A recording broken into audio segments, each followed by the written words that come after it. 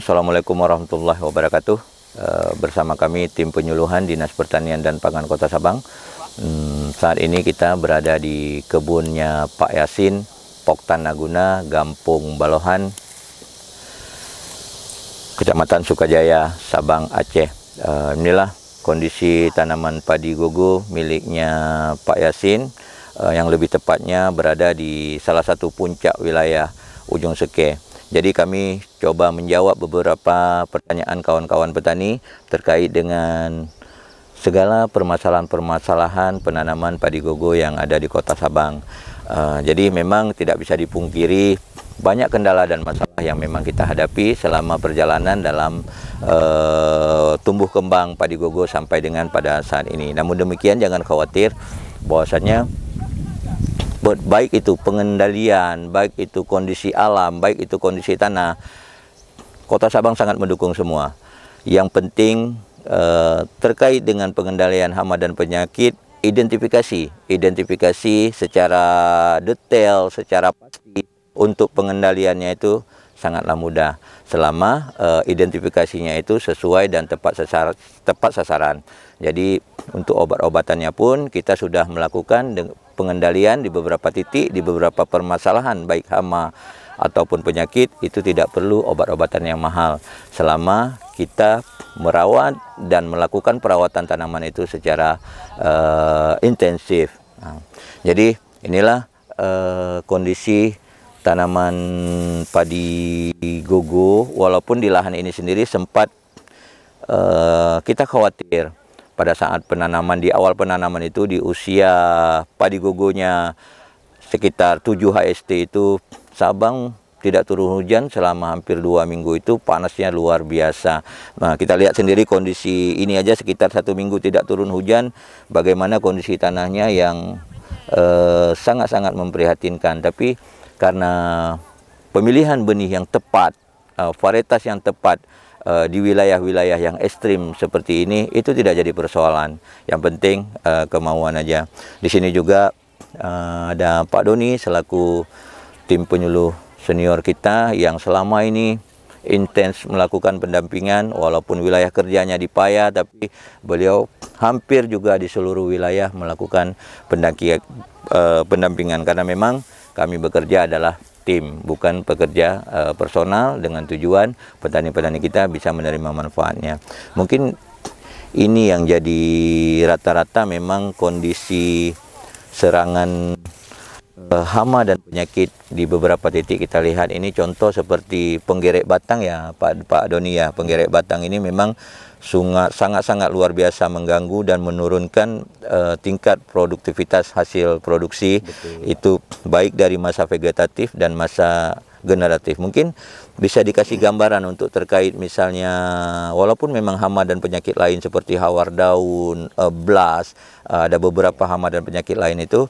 Jadi ini terkait dengan penggerek batang ini, bagaimana pengendalian dan identifikasinya nih Pak Doni? Mungkin bisa dibantu untuk informasikan. Ya, Pak. Assalamualaikum warahmatullahi wabarakatuh. Menyambuti apa yang telah Bapak pertanyakan kepada saya tadi yang barusan, bahwa memang benar untuk penggerek batang itu intensitas serangannya itu sebenarnya dimulai dari sejak berumur 15 hari sudah mulai penggerek batang. Cuman namanya saja yang berbeda-beda, ya kan? Misalnya kalau di masa generatif ini dia terkena serangan beluk, ya kan? Tapi pada saat dia di masa vegetatif itu namanya sundep. Sundep itu menyerang pada umur tanaman padi itu belum masuk pada fase pembuahan. Jadi apa sebab hama-hama itu menyerang tanaman padi sehingga berpotensi mengurangi resiko, mengurangi hasil? Yang pertama adalah gulma. Gulma yang ada di sekitar ini menjadi tempat bermainnya senangnya, ya kan? Senangnya hama-hama tersebut, sehingga dia sebelum dia menyerang ini dia sudah bermain, sudah bersembunyi di gulma tersebut. Nah, jadi pada saat lonjakan hama itu berkembang lebih banyak, maka dia akan menyerang tanaman padi kita. Begitu juga pada saat di fase generatif, yang kemudian gulma itu juga berpotensi untuk mengurangi pertumbuhan daripada tanaman, seperti terjadinya perebutan unsur hara, ya kan? Kemudian pertumbuhan anakan yang terhambat, ya seperti yang kita lihat ini. Ini banyak kasus yang terjadi di lokasi kita ini, ya kan? Apa mungkin itu salah satu faktor karena terlalu luas penanamannya, ya, sehingga tidak mampu menghandle seluruh lokasi. Nah, itu nanti bisa kita tanyakan kepada petaninya, ya.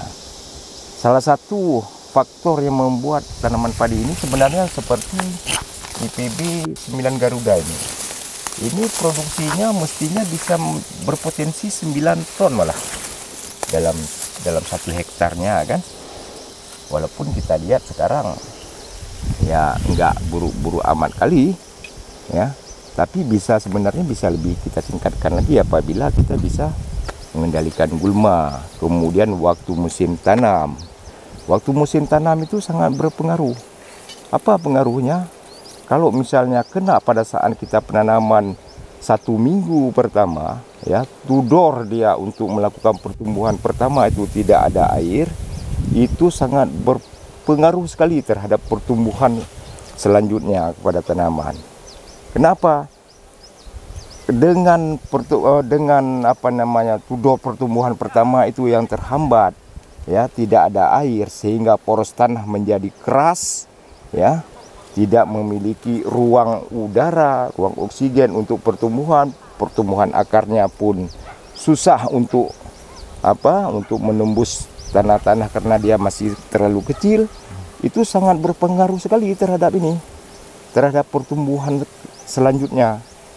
Nah, kemudian memang cuaca di Sabang ini, di tempat kita ini sudah tidak menentu, hujannya itu sudah tidak menentu. Yang target kita mestinya pada saat penanaman itu jadi mendung, tahu-tahu nanti kemarau. Ya, hari ini mendung kita lihat ini, oh ini ada potensi hujan, tapi besoknya selanjutnya 2 hari, 3 hari, 4 hari kemarau. Itu sangat berpengaruh sekali terhadap pertumbuhan tanaman padi. Jadi kita harus benar-benar bisa mensiasati kapan waktu yang tepat sekali untuk menanam tanaman padi. Kalau misalnya dia di masa-masa nanti terlalu banyak juga kemaraunya, terlalu banyak gulmanya, ini terjadi misalnya pertumbuhannya ini tidak terlalu sehingga tanaman itu tuanya pun bisa semakin lebih cepat. Ya, jadi mestinya dia panennya 112 hari ataupun 115 hari, dia bahkan umur 90 hari sudah bisa panen. Nah, ini disebabkan oleh faktor-faktor yang tadi. Ya, jadi itulah yang harus kita perhatikan sebenarnya. Di masyarakat, di petani, kita harus memberikan masukan-masukan seperti itu. Kemudian begitu juga dengan hama-hama yang menyerang, karena gulma tadi. Nah, saya rasa itu, Pak. Tapi pada intinya memang pengendalian baik itu gulma, baik itu hama-hama yang menyerang tanaman padi ini sebenarnya tidak sulit. Tinggal kemauan saja ya, Pak Doni ya. Benar. Ini kita lihat kondisi tanaman tidak terawat saja, gulma yang luar biasa, imbang-imbang dengan tanaman padinya, tapi alhamdulillah hasilnya ya juga di luar dugaan kita. Beginilah, asalkan pemilihan benihnya tepat, penanamnya sesuai dengan jadwal, insya Allah hasil itu pasti ada. Jadi ini Pak Doni, ini terkait dengan ada satu lagi memang hama yang kita akui bersama-sama ini memang hampir di seluruh titik itu memang sangat-sangat luar biasa, hampir sulit kita kendalikan. Ini mungkin di sini ada kita perhatikan contoh ya, ini juga yang bisa mengakibatkan padi ini bisa bulirnya juga hampa ya sebagian ya. Itu hama walang sangit atau teman-teman petani kita lebih ini menyebutnya gesong ya. Ini Pak Doni, dari sekilas gesong ini, dari seluruh hama-hama penyakit, dari beberapa hama yang menyerang tanaman padi ini sejauh mana pengaruh walang sangit ini di tanaman padi, khususnya di kita di Kota Sabang ini, Pak Doni? Ya, terima kasih Pak Indri. Ya, untuk walang sangit memang untuk kita bukan hanya di Sabang saat ini ya, karena potensi cuaca kita yang sudah kurang menentu, sehingga perkembangan hama itu juga datangnya tiba-tiba hampir tidak bisa kita prediksi ya. Jadi resiko sejauh mana dampak serangan ini berbahayanya terhadap tanaman padi kita, itu kalau memang tidak mampu kita kendalikan secara serius ya, itu sangat berisiko sekali. Bahkan bisa sampai 100%. Kalau memang benar-benar kita tidak mau melakukan pengendalian. Padahal pengendaliannya mudah sekali, gampang sekali. Tinggal dari diri kita sendiri. Ya, kalau kita mau mengendalikan sebelum kena, kita sudah melakukan antisipasi pencegahan dulu. Ya, jadi dia tidak bisa melakukan berkembang biak, bertelur, ya, kemudian lebih banyak lagi, itu udah kita hambat dari pertama. Kalaupun ada, dia masih di ambang batas kendali. Masih di ambang batas kendali kita. Ya, dengan ambang batas kendali masih mampu dikendalikan oleh binatang-binatang yang memang makanannya juga dia. Musuh alaminya ada di sekitar kita ini. Ya kan? Tapi kalau misalnya seperti tahun genting itu musuh alaminya. Tapi kalau misalnya dia tidak kita kendalikan, dia terlalu banyak, itu bisa menyebabkan dia itu menyerang, membuat resiko sampai 80-90% gagal kita. Itu hal yang disebabkan oleh hama walang sangit tadi. Untuk kita mengendalikannya gampang.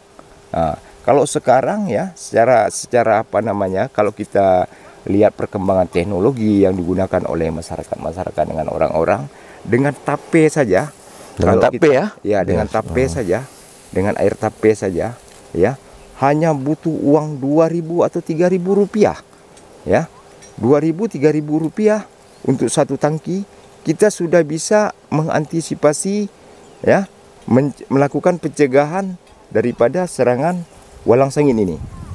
Tapi kita harus melakukan pencegahannya secara rutin. Jangan kita semprot hari ini, kemudian 15 hari lagi nanti baru kita semprot. 15 hari selanjutnya baru semprot lagi. Jangan begitu. Karena dia kan tidak memiliki efek samping kalau tape ini. Overdosis pun dia tidak apa-apa. Ya kan? Jadi kalau misalnya kita semprot 2 hari atau 3 hari sekali, 2 hari atau 3 hari sekali, kita lakukan dengan modal yang murah, ya kan? Insya Allah tanaman padi ini bisa kita cegah perkembangan hama tadi. Ya, saya rasa itu. Oke, Pak Doni, terima kasih banyak. Jadi pada prinsipnya tidak sulit ya. Tidak sulit. Jadi pengendalian hama dan penyakit perawatan tanaman padi gogo ini tinggal kemauan kita aja, seberapa banyak kita mau hasil produksinya kita nanti. Tapi yang paling penting adalah kondisi tanah kita di Sabang itu sangat-sangat mendukung ya, baik dilakukan tusip. Jadi di beberapa titik kita lihat tanah bebatuan, di bawah ditusip dengan tanaman kakao, ditusip di bawah tanaman cengkeh, ditusip dengan tanaman pinang, semuanya insya Allah berhasil. Insya Allah kalau untuk Sabang, ya, untuk tanaman padi gogo kita ini hampir semua titik itu ya cocok. Iya, cocok untuk tanaman padi. Cuman tergantung pada saat kapan kita melakukan penanaman itu. Ya, seperti yang kita ceritakan barusan ini tadi, Pak. Ya, kita melihat ya kapan hal yang tepat untuk penanaman untuk mengantisipasi pertumbuhannya itu tidak terhambat, kemudian serangan hama itu tidak melonjak begitu cepat. Ya. Ya, Pak Doni, ini juga kita lihat di sini sendiri kondisi di pinggir laut, malah ada yang lebih ekstrim lagi, malah berbatasan dengan tebing pinggir laut, tapi insya Allah semuanya pertumbuhannya tidak ada masalah. Dan di sini juga ketinggian ini mungkin dari MDPL-nya itu mungkin sekitar 170 ada ini, mungkin 170 lebih MDPL-nya, tapi kondisinya tidak masalah. Tapi kita sambil jalan-jalan boleh, Pak? Oh boleh ya, kita lihat-lihat ya. Kita lihat-lihat. Nah, ini kan seperti kita lihat di sini, Pak Hendri. Ini kan poros tanahnya ini karena udah masuk ke curah hujannya yang berkurang, ini sangat keras. Iya. Ya, kita lihat. Ini coba kita lihat nih tanah. Pertumbuhan anakannya ini kurang. Iya. Ya, kurang ya. Nah, ini contoh seperti terserang belu. Ini belu ya, penggerek batang ya. Penggerek batang, Pak Hendri. Nah, itu kalau kita lakukan pencabutan itu ada di anunya. Nah, bekas gerekan dia tuh ada, Pak Hendri. Nah, biasanya di sini. Di pertengahan batang ya, di pertengahan batang ya. Nah, inilah contoh-contohnya. Ya, jadi hampa semua tanaman padinya ya. Jadi bukan hanya ini seperti ini juga nih. Ini beluk nih. Kan? Jadi bukan hanya ini seperti ini sudah terserang penggerek batang. Jadi kalau kita melihat itu ada bekas lubang gerekan, ya, lubang gerekan, dia meletakkan dia sehingga memutuskan batang dengan batang bawah, sehingga dia menjadi kosong putih, yang sering kita sebut dengan topi haji. Iya, memang sekali ini aja kita cabut aja langsung tercabut ya. Kalau batangnya memang udah putus ya nutrisinya, jadi nggak terkirim lagi ke Malaya. Tapi pada prinsipnya nih kawan-kawan petani di sana, untuk pengendalian hama penyakit ini tidak sulit, tidak mahal biayanya sangat murah. Yang penting identifikasi aja. Di sini juga kawan-kawan penyuluh ada, kita semua mitra, artinya kita bersama-sama bekerja sama. Jadi kami akan terus mendampingi, kami akan terus mengawal, bukan saja padi gogo, tapi seluruh tanaman-tanaman yang dibudidaya di wilayah Kota Sabang. Jadi mungkin itu saja dari kami. Sekali lagi, ayo sama-sama kita menanam. Salam kami anak pulau Sabang, Aceh, 0 km Indonesia. Assalamualaikum warahmatullahi wabarakatuh.